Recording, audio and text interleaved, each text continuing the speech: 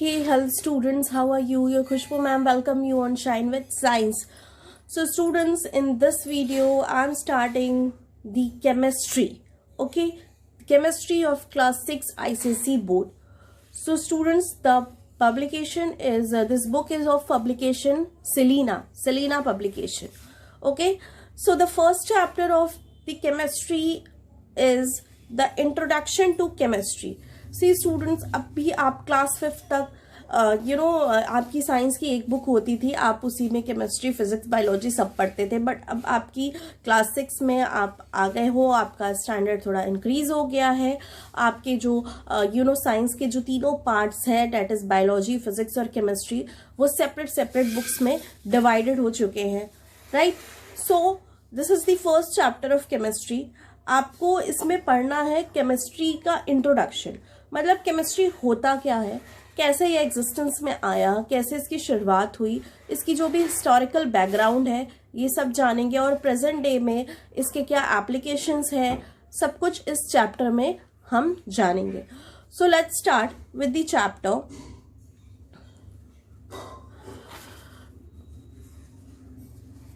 Introduction.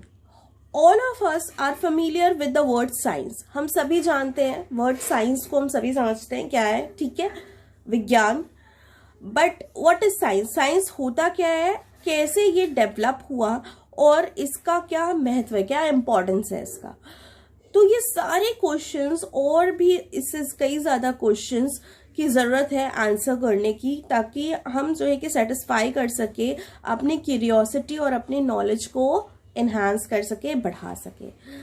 Since ancient times, humans have always been curious to know about nature and the fascinating world around them.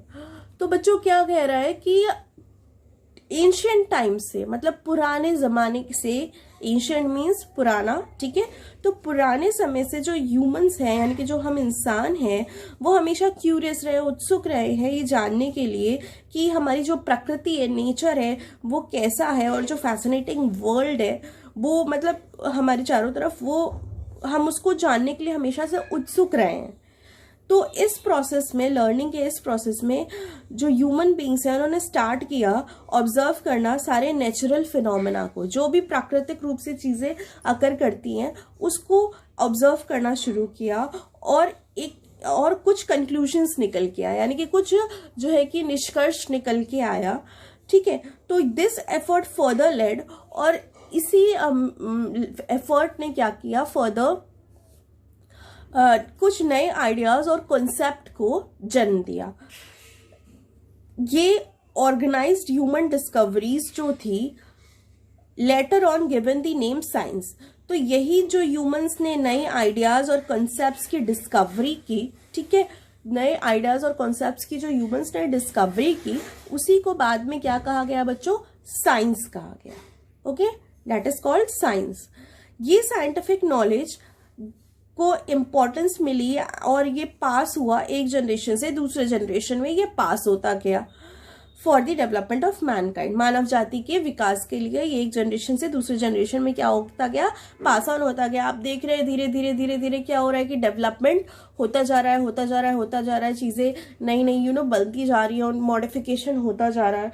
तो इस तरीके से क्या हो रहा है कि जो मैनकाइंड है उसका डेवलपमेंट हो रहा है, यानी कि मानव जाति का डेवलपमेंट हो रहा है, right. So with the passage of time, this knowledge brought about vast changes in human behavior and people started enjoying the miracles of science. तो जैसे जैसे समय बीता वैसे वैसे ये जो नॉलेज है, ये जो ज्ञान है साइंस का, इसने कई सारे बड़े बदलाव ले आए ह्यूमन के बिहेवियर में, और लोगों ने साइंस के मिराकल को इंजॉय करना शुरू कर दिया. ठीक है बच्चों, साइंस के मिराकल को लोगों ने इंजॉय करना शुरू कर दिया. इन ओल्डन डेज, पुराने दिनों की बात करें तो probably a casually picked a branch of a tree और a stone became a tool for humans. पुराने समय में क्या था बच्चों की, कैजुअली जस्ट ऐसे एक ट्री का ब्रांच उठाया या एक स्टोन उठाया और वो क्या बन गया, टूल बन गया, ह्यूमंस का वो औजार बन गया. ठीक है, with the help of such tools early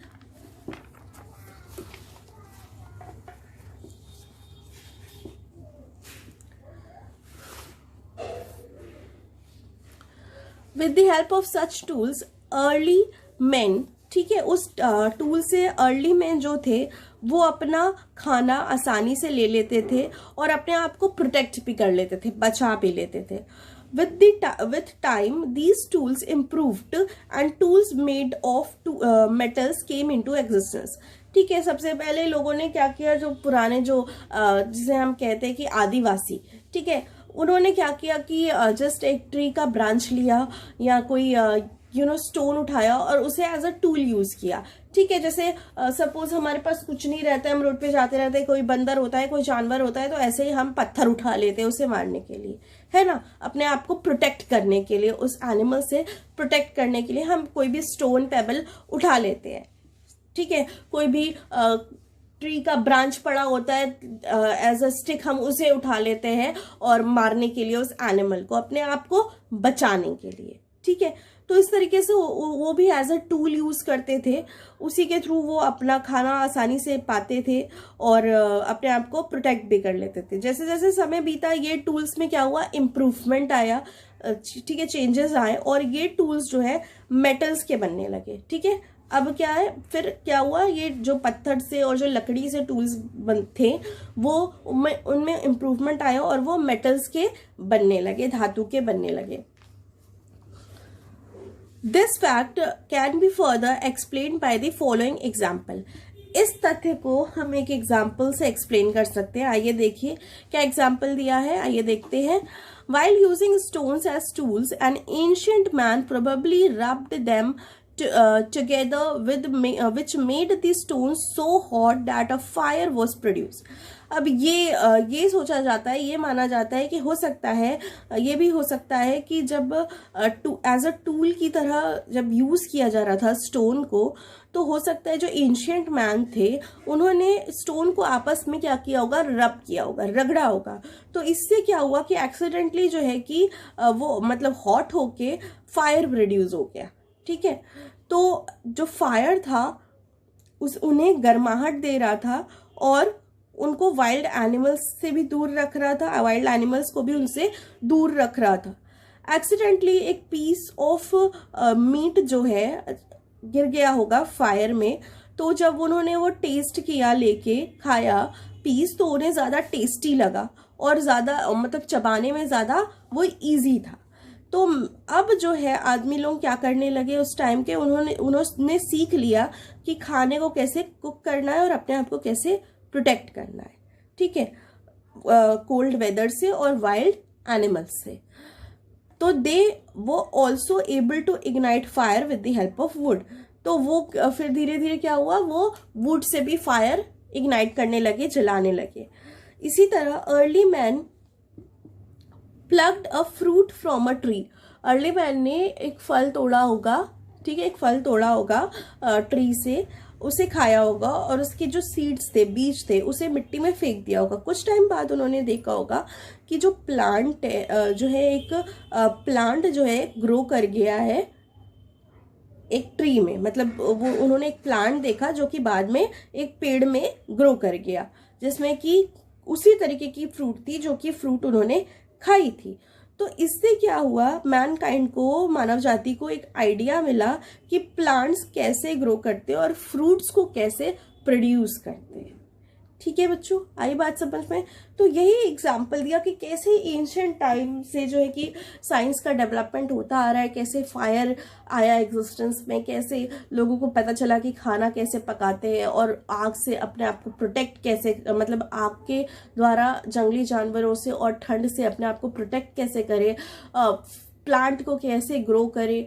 ठीक है, तो ये सारी चीज़ें एक्सीडेंटली जो है कि पता चली एंशिएंट मैन्स को. Next is thus slowly and gradually the basic knowledge of science developed. तो इस तरीके से धीरे धीरे करके क्या हुआ कि विज्ञान का यानी कि साइंस का एक बेसिक नॉलेज, एक जो है कि मूल जैसे कह सकते हैं ज्ञान विकसित हुआ, डेवलप हुआ. If today we know many advanced techniques of growing crops, it is only possible because of proper observations and efforts that early man had made and passed on to us.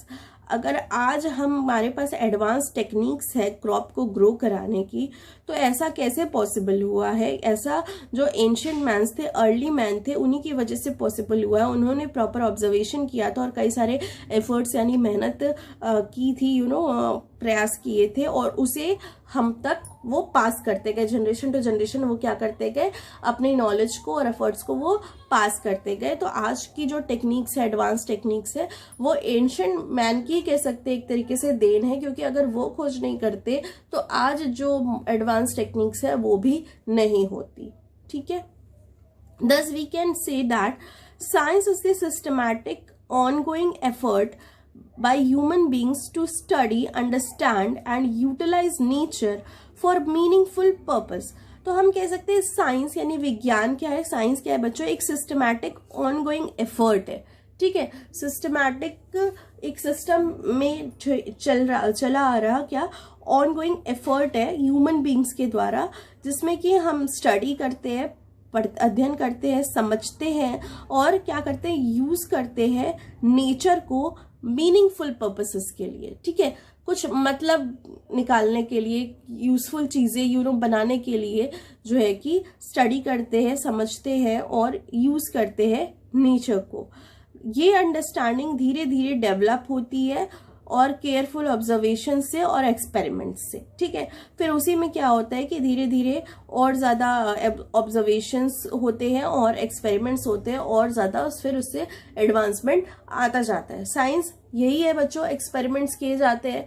ठीक है, कोई vaccine भी बनाई जाती है, कोई medicine भी बनाई जाती है, तो उसके लिए भी क्या किया जाता है बच्चों, एक्सपेरिमेंट किया जाता है। ठीक है, पहले एक्सपेरिमेंट किया जाता है, देखा जाता है कि प्रॉपर तरीके से मतलब कि बनी है या नहीं। ठीक है, तब जाके फिर उस कोई भी चीज मार्केट में आती है।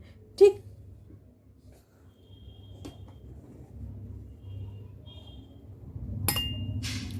Now chemistry. साइंस की बात तो हो गई कि साइंस क्या है। अब साइंस का एक ब्रांच है केमिस्ट्री। फिजिक्स और बायोलॉजी में जो भी लिविंग ऑर्गेनिजम्स हैं, जो भी बायोटिक और एबायोटिक कंपोनेंट्स हैं नेचर के, उसका जो भी है सब स्टडी किया जाता है। फिजिक्स में जो भी फिजिकल चीजें हैं, ठीक है, लाइक एनर्जी हो गया, फोर्स हो गया, मैटर हो गया, ठीक है, कुछ मेजरमेंट्स हो गए, ये सारी चीजें जो भी फिजिकल चीजें हैं हम उसका स्टडी करते हैं। और केमिस्ट्री नाम से पता चल रहा है बच्चों that chemistry something related to chemicals, right.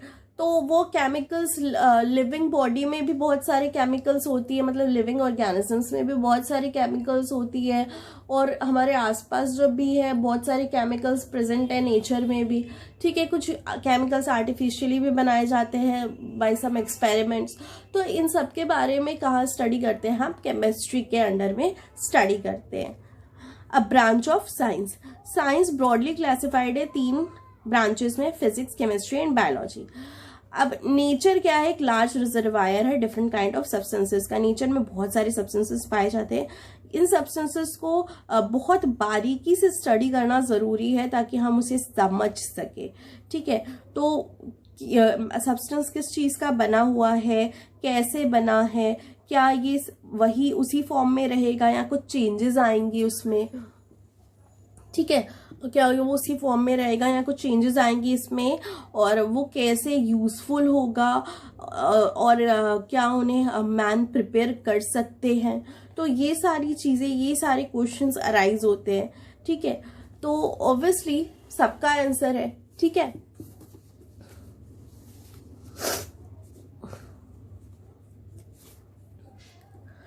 A detailed study of these substances is done under chemistry।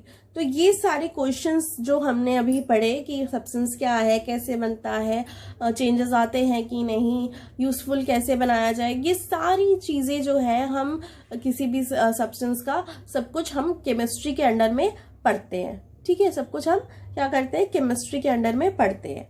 अब वही बात करें केमिस्ट्री की डेफिनेशन की, तो केमिस्ट्री का डेफिनेशन हम कह सकते हैं कि साइंस का वो ब्रांच जो कि डील करता है with the study of comparisons and the physical and chemical properties of various forms of matter. Matter बच्चों हम जानते हैं, ठीक है, मैटर क्या होता है, कोई ऑब्जेक्ट में मतलब जो क्वांटिटी, मतलब जिस चीज का बना होता है। ठीक है, कोई भी ऑब्जेक्ट क्या है, मैटर का बना होता है। तो मैटर हमने पढ़ा था states of matter, that is solid, liquid and gas. ठीक है, तो कोई मैटर है, अब जो वेरियस फॉर्म्स ऑफ मैटर हैं, ठीक है, फॉर्म्स ऑफ मैटर यानी सॉलिड, लिक्विड एंड गैस, तो उसकी जो केमिकल प्रॉपर्टीज हैं, ठीक है बच्चों, तीन ही फॉर्म में कोई चीज अवेलेबल है हमारे नेचर में, सॉलिड फॉर्म में, लिक्विड फॉर्म में और गैस फॉर्म में, राइट। इसके अलावा और कोई फॉर्म, तीन फॉर्म्स है मैटर के, नहीं है। तो ये जो फॉर्म्स हैं, वेरियस फॉर्म्स हैं मैटर के, तो ये सारी चीजें जो भी ऑब्जेक्ट सब्सटेंसेस पाई जाती हैं, उनकी फिजिकल और केमिकल प्रॉपर्टी क्या है, ठीक है, उनकी फिजिकल और केमिकल प्रॉपर्टी क्या है, उसके बारे में स्टडी की जाती है और प्लस उसमें कंपैरिजन किया जाता है, तुलना की जाती है, ठीक है। तो ये हम स्टडी करते हैं केमिस्ट्री में, the branch of science that deals with the study of the comparison and the physical and chemical properties of various forms of matter is called chemistry. Okay students, आई बात समझ में? तो किसी भी मैटर के जो फॉर्म्स ऑफ मैटर है, उसकी जो भी फिजिकल और केमिकल कॉम्पोजिशन है, उसका स्टडी किया जाता है किसमें? केमिस्ट्री में। Development of chemistry a historical perspective, ठीक है। तो केमिस्ट्री कैसे एग्जिस्टेंस में आया, कैसे मतलब उसकी शुरुआत हुई, आइए देखते हैं। आल्केमी, आल्केमी क्या है बच्चों? आल्केमी जो है एक ऐसा मतलब पुराने समय का एक ऐसा केमिस्ट्री का फील्ड है जिसमें कि बेसिकली किसी मेटल को गोल्ड में कैसे कन्वर्ट किया जाए उसका स्टडी किया जाता था और उसका उसमें प्रयास किया गया था। Word alchemy has its origin in a Greek word khemia which means art of transmitting metals, ठीक है, जिसका मतलब क्या होता है, खेमिया का मतलब क्या होता है, मेटल्स को ट्रांसमिट करना, ठीक है, मेटल को ट्रांसमिट करना। It was partly based on experimentations and partly on spiritual discipline. ये क्या था, आधा तो ये एक्सपेरिमेंट पे बेस्ड था, एक्सपेरिमेंट साइंस के एक्सपेरिमेंट्स पे बेस्ड था, साइंटिफिक एक्सपेरिमेंट्स पे, और आधा ये स्पिरिचुअल डिसिप्लिन यानी कि अध्यात्म पे बेस्ड था, ठीक है। तो मतलब कि पुराने जमाने के लोग क्या थे, स्पिरिचुअल भी थे ज्यादा, ठीक है, वो स्पिरिचुअलिटी में भी बिलीव करते थे और साथ ही साथ एक्सपेरिमेंट्स भी करते थे। तो उनका जो आल्केमी था ये स्पिरिचुअल फैक्ट्स पे भी बेस्ड था और एक्सपेरिमेंटेशंस पे भी बेस्ड था। इंडिया में ये मेनली प्रैक्टिस होता था for medicine now known as Ayurvedic medicine. अब इंडिया में क्या था, ये मेनली प्रैक्टिस किया जाता था मेडिसिन के लिए, और वही आज क्या कहलाता है बच्चों, वही आज का है हमारा आयुर्वेदिक मेडिसिन, ठीक है। Modern chemistry owes a great deal to alchemy. Modern chemistry का क्या है कि बहुत ही ज्यादा रिलेशन है उसका आल्केमी जो कि एंशिएंट प्रैक्टिस थी उससे, which has played an important role in the development and growth of chemistry, जिससे कि बहुत ज्यादा मतलब जिसका बहुत इम्पोर्टेंट रोल था केमिस्ट्री के ग्रोथ एंड डेवलपमेंट में। Okay, The people practicing alchemy were considered to be early chemists and were known as alchemists, ठीक है। तो बच्चों जो केमिस्ट्री की जो स्टडी करते हैं बेसिकली उन्हें क्या कहते हैं, केमिस्ट कहते हैं, ठीक है, केमिस्ट कहते हैं आज। तो जो भी पहले के ज़माने के जो केमिस्ट थे उन्हें अर्ली केमिस्ट जिन्हें हम कहते थे, वो उन्हें एक टर्म नाम दिया गया था alchemist. Okay, alchemist, Alchemy word से अल्केमिस्ट, अल्केमी की स्टडी दैट इज जो करते थे उन्हें अल्केमिस्ट कहते थे। They used all general techniques of chemistry in healing humans. वो क्या करते थे कि सारे जो जनरल टेक्निक्स थे वो सभी वो इस्तेमाल करते थे ह्यूमंस को हील करने में, ठीक है। तो इनका कंट्रीब्यूशन जो था वो बहुत ज़्यादा वैल्यूएबल था सोसाइटी में और सिविलाइजेशन यानी कि सभ्यता के एडवांसमेंट में बहुत ज़्यादा वैल्यूएबल थे जो भी इनका योगदान था, कंट्रीब्यूशन था। The goal of alchemy was to find a mythical and magical substance. जो गोल था यानी कि जो मेन एम था, टारगेट था आल्केमी का, वो खोजना मिथिकल और मैजिकल सब्सटेंस, ठीक है। उनको एक मिथिकल और मैजिकल सब्सटेंस, एक काल्पनिक कह सकते हैं और मैजिकल सब्सटेंस उन्हें ढूंढना था, जिसे क्या कहते हैं बच्चों, जिसे कहते हैं philosopher's stone, what it is called, philosopher's stone. But actually में वो स्टोन नहीं था, मतलब उनका गोल था फाइंड करना एक मतलब वैक्स, लिक्विड या पाउडर, ठीक है, एक वैक्स, लिक्विड या पाउडर जिसमें कि मैजिकल पावर्स हो, जिसमें क्या हो बच्चों, मैजिकल पावर्स हो, जो कि मतलब हील कर सके, ठीक है, ऑन हीटिंग, जो कि हील कर सके, ऐसे मैजिकल पावर्स हो जिसमें, और जिसको जब किसी मेटल, आयरन या कॉपर के साथ गर्म किया जाए तो वो गोल्ड में कन्वर्ट हो जाए, जिससे वो गोल्ड में कन्वर्ट हो जाए। ये उनका मेन गोल था अल्केमिस्ट का, ठीक है। जो गोल्ड क्या है, ये प्योरेस्ट फॉर्म ऑफ मैटर है, जो कि ले आता है वेल्थ, हेल्थ और इमोर्टैलिटी। ओके, तो ये उनका मानना था। वो क्या सोचते थे, वो उनका जो गोल था वो था एक फिलोसफर्स स्टोन की खोज करना, ठीक है। फिलोसफर्स स्टोन मतलब एक्चुअल में स्टोन नहीं था, उनका गोल था किसी वैक्स, पाउडर या लिक्विड का खोज करना, जो कि जिसे कि जब हीट किया जाए किसी मेटल, आयरन या कॉपर के साथ तो वो गोल्ड में कन्वर्ट हो जाए, और इससे क्या होगा कि मतलब कि मिलेगा, मतलब उससे हेल्थ, वेल्थ और इमोर्टैलिटी मिलेगी। ये उनका मानना था पुराने जमाने का, क्योंकि जो अल्केमिस्ट थे उनकी जो भी एक्सपेरिमेंट्स थे वो स्पिरिचुअलिज्म पे भी बेस्ड थे और एक्सपेरिमेंटेशंस पे भी बेस्ड थे, साइंटिफिक स्ट्रेटजीज पे भी बेस्ड थे। However, they could not succeed to finding this magical substance. लेकिन वो ये मैजिकल सब्सटेंस नहीं ढूंढ पाए, क्योंकि ऐसा पॉसिबल ही नहीं था कि हम किसी आयरन या कॉपर मेटल के साथ किसी सब्सटेंस को मिलाएं तो वो गोल्ड में कन्वर्ट हो जाए, राइट। तो गोल्ड अपने आप में ही एक अलग मेटल है, ठीक है। तो alchemist were successful to some extent in developing processes to extract metals and make alloys. अब अल्केमिस्ट क्या थे कि वो उनको सक्सेस मिल गया किस चीज में, वो गोल्ड तो एक्सट्रैक्ट नहीं, वो गोल्ड तो नहीं बना पाए, ठीक है, बट वो क्या कर पाए, वो मेटल्स को एक्सट्रैक्ट करना, ठीक है, मेटल्स को निकालना जान गए। और कैसे एलॉय बनाते हैं। एलॉय क्या होता है बच्चों, जब दो या उससे ज्यादा मेटल्स को आपस में मिलाया जाता है नॉन मेटल्स के साथ, तो हमें जो मिलता है वो होता है एलॉय, ठीक है। एलॉय क्या होता है, when two or more metals are mixed with a non-metal, that is called alloy, okay। तो उन्हें मेटल कैसे निकाला जाता है ये पता चल गया, और एलॉय कैसे बनाया जाता है ये पता चल गया। They were the first to isolate zinc and phosphorus। वो पहले ही थे, अल्केमिस्ट ने ही सबसे पहले जिंक और फॉस्फोरस को निकाला था, एक्सट्रैक्ट किया था। कहाँ से, अर्थ क्रस्ट में से। Alchemy has also contributed to an incredible number of future uses of chemicals, metal, ink, paints, cosmetics, medicine, porcelain etcetera. Alchemy जो थे उन्होंने कंट्रीब्यूट किया कई सारे दूसरे भी फ्यूचर यूज जो थे केमिकल्स के, जैसे ये सारी चीजें हम आज यूज करते हैं, ठीक है। तो कहीं ना कहीं इसकी भी खोज, इसकी भी शुरुआत उन्होंने की थी, अल्केमिस्ट ने की थी।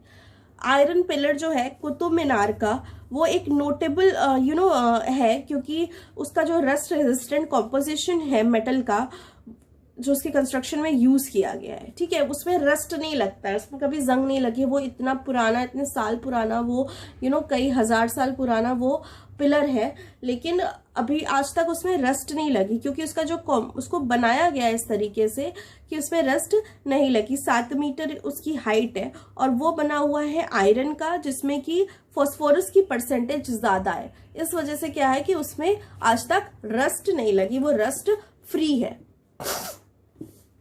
Next is, even though alchemy was both a scientific and a spiritual practice, but alchemists never separated the two.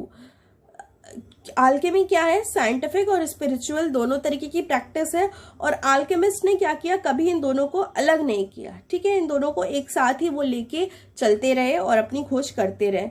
It also lacked a common language for its concepts and processes, and there was no standardized scientific practice। इसमें क्या कमी थी कि एक common language नहीं था, ठीक है। जैसे एक कॉमन लैंग्वेज होता है तो क्या होता है कि वो सभी पूरे हर रीजन्स में उस लैंग्वेज वो स्टैंडर्डाइज्ड होता है कि हर रीजन के लोग उस लैंग्वेज को समझते हैं, और ताकि कोई कंफ्यूजन क्रिएट ना हो, ठीक है। तो अलग अलग रीजन के अल्केमिस्ट अपने कॉमन लैंग्वेज यूज करते थे।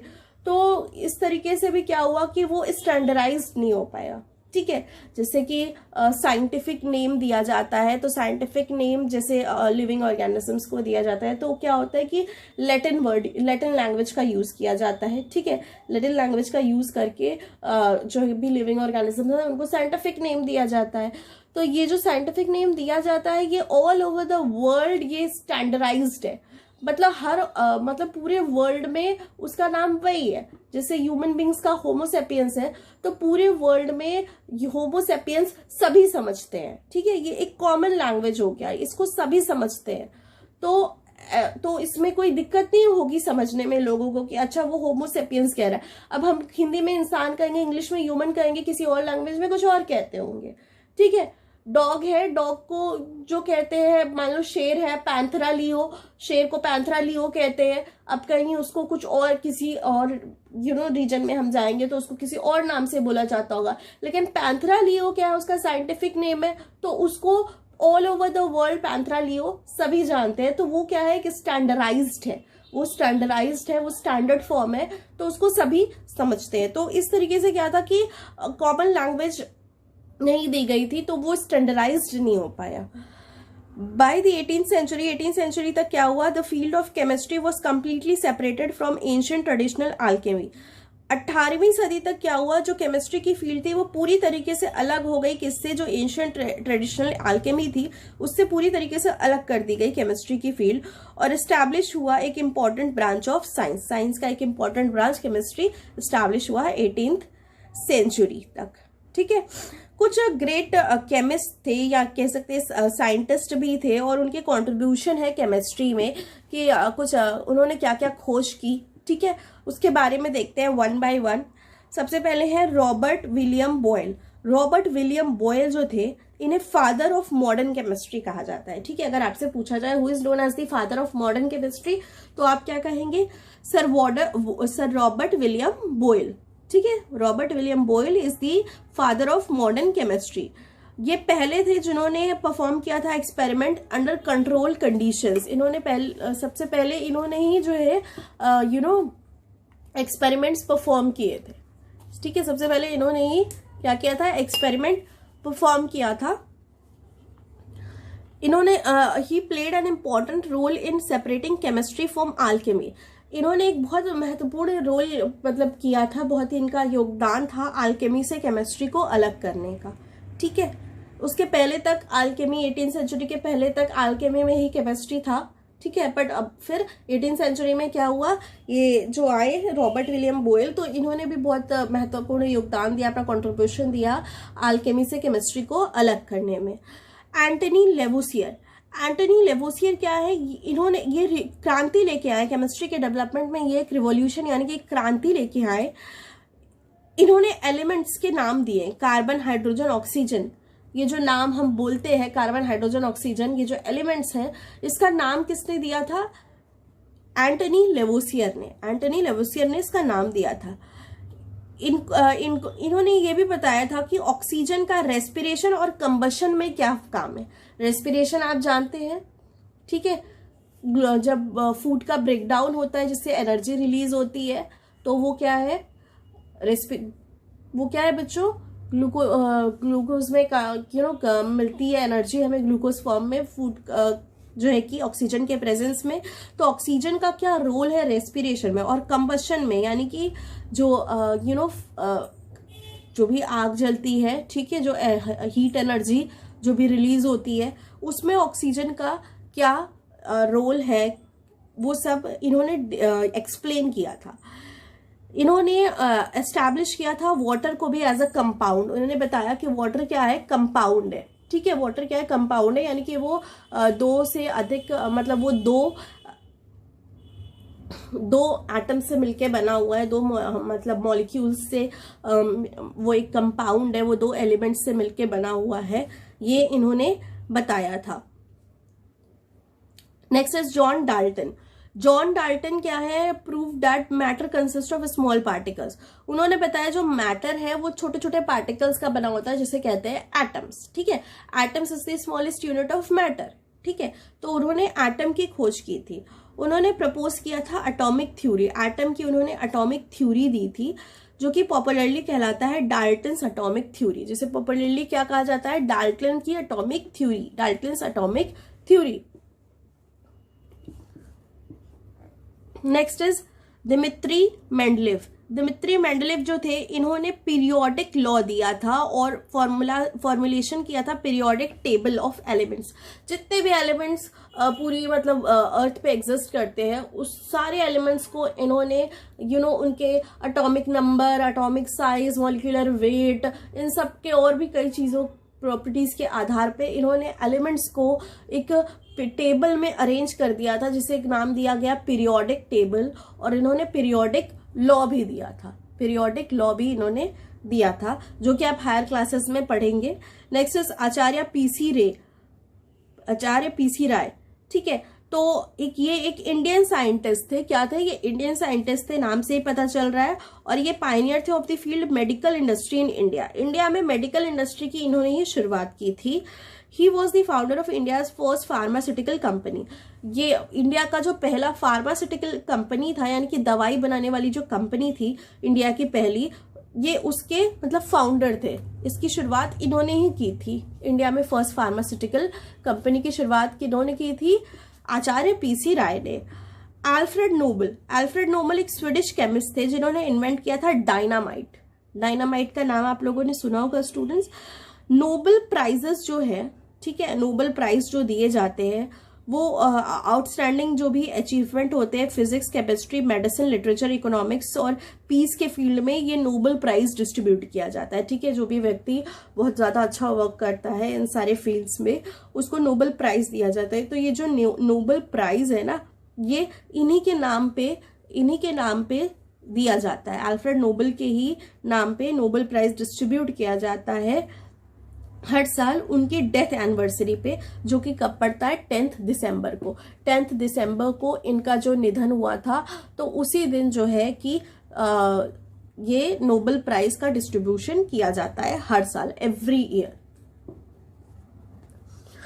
नेक्स्ट इज मैरी क्यूरी जो थी, इन्होंने रेडियो एक्टिव मेटल रेडियम एक मेटल होता है जो कि रेडियो एक्टिव मेटल होता है, उसकी इन्होंने डिस्कवरी की थी और उसके लिए इन्होंने को नोबेल प्राइज भी मिला था। इनको नोबेल प्राइज मिला था 2 बार। Next is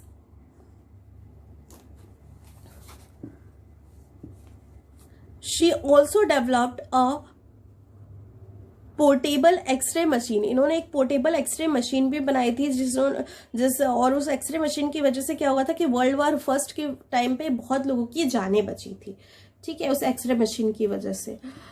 name of chemist, scientist and discovery, यहाँ पे कुछ और मतलब साइंटिस्ट के नेम दिए हैं और उनकी डिस्कवरी के बारे में दिया है कि उन्होंने क्या डिस्कवर किया था। आइए देखते हैं।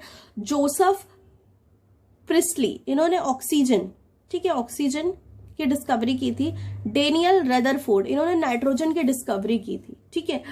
अब आप सोच रहे होंगे मैम आपने तो अभी बताया था कि एंटनी, बुक में भी दिया था, एंटनी लेवोसियर ने ऑक्सीजन, कार्बन और ये जो हाइड्रोजन है इसको बताया कि दिया है, और यहाँ पे डिस्कवरर जोसेफ प्रिस्टली बता रहा है। तो बच्चों ध्यान से अगर आप पढ़ेंगे तो यहाँ पे लिखा है एंटनी लेवोसियर ने नाम दिया था ऑक्सीजन, हाइड्रोजन और कार्बन को, ठीक है।